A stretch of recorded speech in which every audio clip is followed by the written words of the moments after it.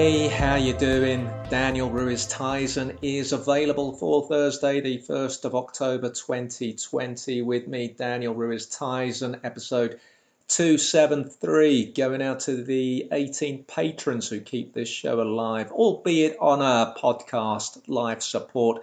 This is the podcasting equivalent of locked-in syndrome, I think, without that blinking once for yes, twice for no system up and running. As far as the audio world is concerned, I am locked in. This show is locked in. There is no blinking happening. Hope you're all healthy as we come to this end of the week, keeping on doing what you need to be doing to keep yourself going during whatever it is these times will be known as by future generations. And I'm working on the assumption that there will be future generations. It's coming up to it's 10:44 hours this morning. I've just cracked open a new box of 3-ply man-sized tissues from Lidl that I bought a couple of weeks ago. Not sure what kind of men these are aimed at. Giants maybe, because they are the size of dust sheets, using them to mop up the usual coffee spillages in the morning and to cover my coffees as well. That's a habit that I've had since I was 6-7 years old, covering my drinks, hot or cold drinks, with a tissue. Never something I did in the cafe, but I always made sure that I never looked at the surface of my lattes in there because, whenever I would see a speck of dust in a drink. And I did have a situation once in the cafe where I spent about a week or two trying to wrestle with this OCD. I found myself, for some unknown reason, looking at the surface of my uncovered lattes in the cafe, and I could just see all these specks of dust, and it just wasn't good. I had to wrestle with that period until the non-OCD side of me, admittedly a small side, won out on that front. I don't think I would have found these man-sized tissues in Lidl now. It is clear, unfortunately, that the hoarders are back. There's no loo roll in the supermarkets. There's no kitchen towels, which is what I was looking for the other day. Unfortunately, these people are back, and the lockdown was hard enough back in the spring. And I think it was at its hardest when the stockpilers were just stripping the shelves of everything. It's such a selfish thing to do.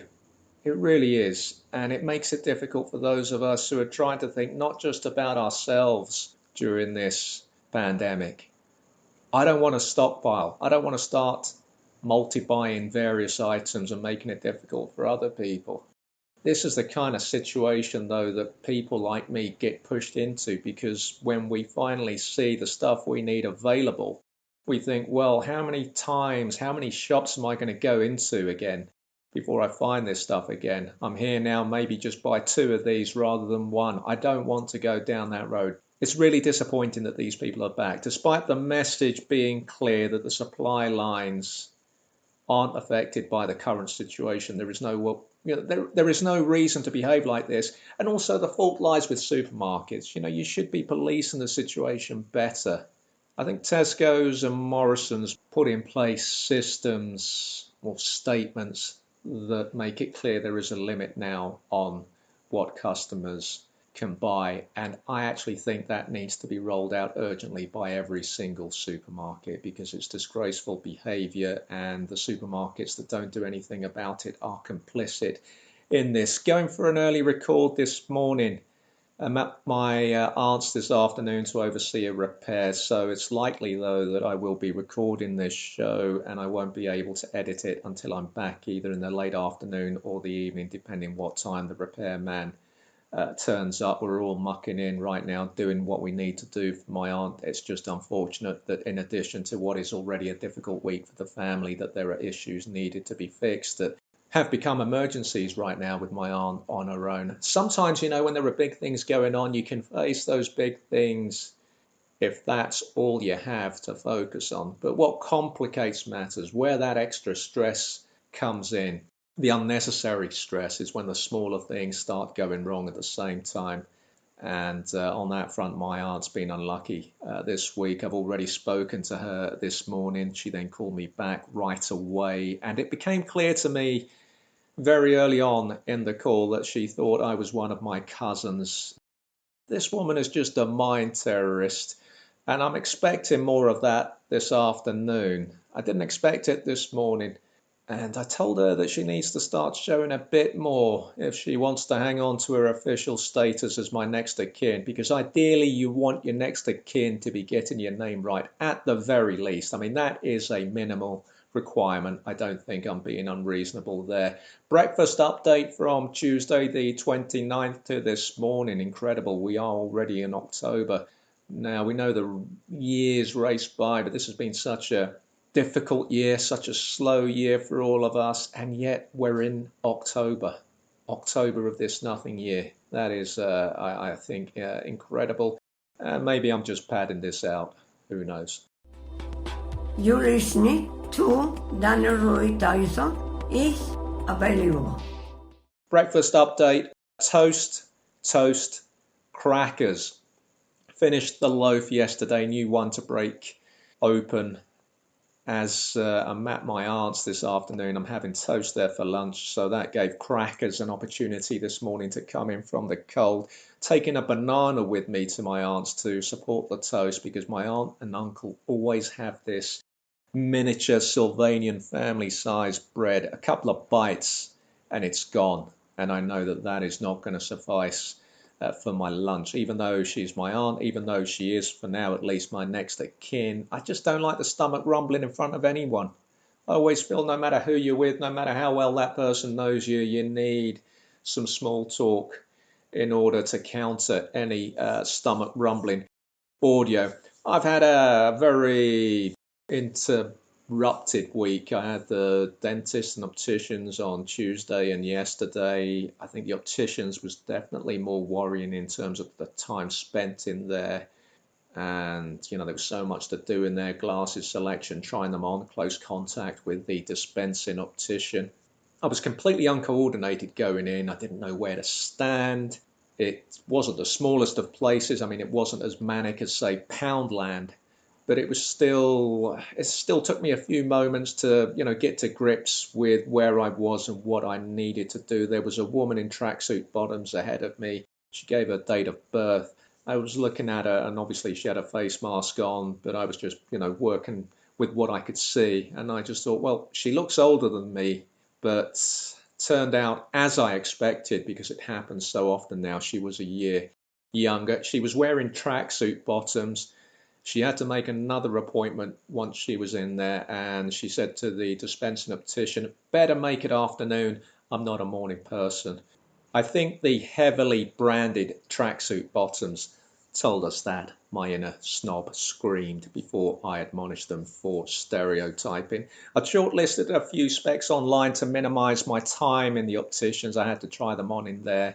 The dispensing optician gave her recommendations. One pair were a dark blue. I remarked that they were too flamboyant for me, even though they were a dark blue. And I think that at that point, and I don't think that I imagined this, something switched in her. It was as if my personality had come through the mask in the way that the smell of weed in Lambeth always comes through my mask. And I picked up on it very quickly, and I thought to myself, what's going on here? The test itself, I had various tests. I paid an extra tenner to have this new test that they do that looks deeper into the eyes to test for glaucoma and diabetes. Actually, I don't think it tests for diabetes, but it definitely looks for glaucoma, and all that was fine. It was just a difficult hour and a half. You've got all the machines that you have to have a contact with. I wasn't massively impressed with the way those machines were being cleaned before my chin and forehead placement. And again, I sympathize. It's not a way to work. It's not a way for any of us to be living, and it's a difficult job that anyone has right now in doing any job really. But you're working in a customer-facing environment, and after you see every customer, you've got to clean everything more than you normally do. It can't be easy. But I would rather have seen some spray action, some sort of liquid being sprayed, rather than just seeing some wipes wiping down the machines. Because if those wet wipes, or whatever they are, antibacterial wipes, if the packets aren't sealed properly, they do lose their moisture. And also, of course, you're at the opticians, your eyes are exposed. That's what they're testing. So that is, a massive vulnerable point, a massive gate screaming to the virus, over here, fella. And the mask was steaming up the lenses when I was having the eye test. The optician at one point said I could lower my mask below the nostrils because I think he was seeing that the lenses were steaming up. He said he would have been comfortable with that, but I stuck with a full mask. As I thought, there has been a significant deterioration. Dave, you're talking about your eyes again. I'm just giving them the denouement to this eye business because there has been a deterioration. Okay, so just allow me this. The long-sighted issue has got worse, which is why I've been struggling for the last few months. So I hadn't imagined it. I had to buy 2 for 1, one varifocal, one single vision. The varifocals will take some getting used to. I made notes because there's no way I would have remembered everything that they were telling me. I've forgotten it already. I think it might be down the lower part of the lens for reading, middle part, I think, for laptop work, top part, I don't know what for, I can't remember right now. It's all written down, and I'm sure that it will take me a bit longer than the normal person to get used to it. I think what confused me a bit or unsettled me a bit is that the dispensing optician afterwards gave me slightly different advice to the optician. That complicates things without a doubt, or complicated things. I just didn't really need any doubts being fed into my mind the way it works. I do think that she was flirting with me. It's been a while since I experienced that, and odd that it should happen when we were both masked up. I mean, the mouth is a significant part of the face. Correct me if I'm wrong. I could be from the nasal bridge above. It might be that with the mask, she might think that I'm up there looks-wise with Tony Curtis, the man my dad for some reason always insisted was the world's best-looking man. But then under the mask, I might have the most hideous lower part of the face imaginable. I might be like that Vincent guy from Beauty and the Beast in the late 80s. And I wonder if this was a glimpse of what the new dating world looks like now. Because she was looking at me like whatever was behind the mask didn't matter, that I had enough going on above the mask for her interest to be serious. In terms of the costing, £230, no way round it. That was, I was expecting something lower, and I came out of there feeling like I'd been absolutely up. I had to pay everything up front, and when I left the opticians, I was so numb. I felt like I needed to hold on to something, otherwise I would fall, only to remember that I shouldn't be touching anything right now. I'd had a missed call from my uncle. I called him back. I explained why I was so slow in calling him back, told him how much the new specs had cost me. "You've been up," said my uncle. "Don't I know it?" I shot back. "I could have got the virus in there and I'd still be thinking about the £230 I've just spent." It was a slow walk back home. The shoulders felt heavy, the posture was slumped. And, guys, don't tell me I could have got the specs online. Just sent my prescription to them. I did that 2 years ago, and that was where I made a huge misstep because it accelerated the problem. Then at the start of this year, I again went cheap with some NHS specs. I couldn't risk making more mistakes with regards to my vision. Being told I should wear them now for shopping too, and maybe at night if the visibility is poor. And I would say to you, whatever you do, opticians, yes, they can be pricey. They're not as bad as private dentists. It's your vision, though. It's you're not getting away with anything by submitting a prescription online and buying your own glasses. That is effectively optical self-harming. Just before I called my uncle, actually, I'd bought some stationery. Now, stationery therapy always helps. It was a bit foolish to risk another trip into Poundland. I had promised myself that I would be avoiding that place. Now, bought some record cards too, which are invaluable for my lists, which I'm now removing from my writing notebooks so that I know that in my writing notebooks it's just writing ideas and things for this show and all my other work. Doing the same with the shopping lists too. I'm just mindful that at some point when I exit this world, someone is going to have access to like 400-500 notebooks going back 30 years, and they're going to see all these shopping lists of the last 20 years as the OCDs grew, and all the lists and relisting and all that stuff. It's not going to be interesting for any potential biographers. I got the stationery, didn't really help, not when I just spent all that money, but at least the idea was right, I think, because normally stationery does help me, that moment of buying stationery, of bringing it back home and maybe not even using the stuff I've bought for months on end. Just having it there is reassuring. Bought some highlighters too. Then I crossed the road to WH Smith's, bought myself a fabric mask. It's wet weather in London, never mind the fact that it's cold. And the disposable masks, when it's raining, you have to get rid of them after single use. You're meant to get rid of disposable masks after single use regardless. But, again, this is a recurring expenditure. And that's why I just thought it makes no sense. I'm going to have to go down the fabric mask route, even though, again, in the past I've heard it said that fabric masks are dangerous because they can imbue the wearer with a false sense of overconfidence. And I'm wondering how often it needs to be washed, and can it just be washed any amount of times?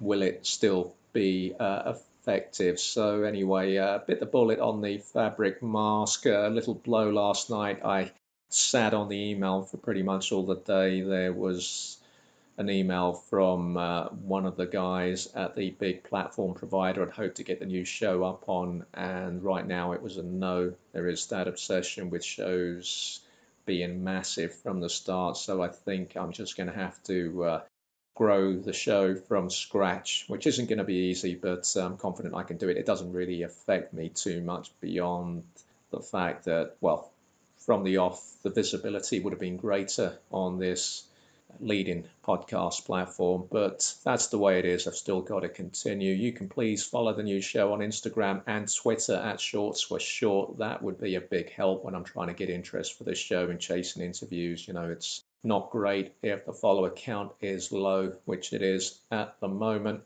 You're listening to Daniel Ruiz Tizon is available, episode 273, Lo-Fi, Low-Key, Low Ratings. Follow this work at Twitter and Instagram at 1607 West Egg. Facebook page, still no advice on that. You can see it, I just can't use it properly. Facebook.com/DRT is available.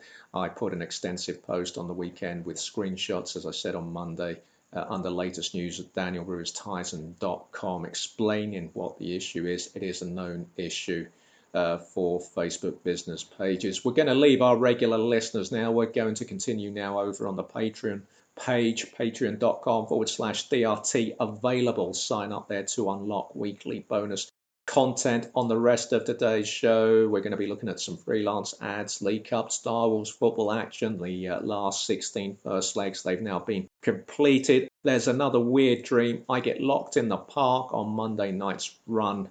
That's all coming up. 2 tiers of support offered on the Patreon page. If you're not joining us on there, we'll catch you Monday for episode 274. If you are joining us on there, if you think you fancy it, patreon.com/DRT available. The show, episode 273, the complete episode, will be up on there by the time you visit the page. And otherwise, I'll catch you Monday for episode 274. Get those shoulders back. Keep on walking towards the sun. Keep washing those hands.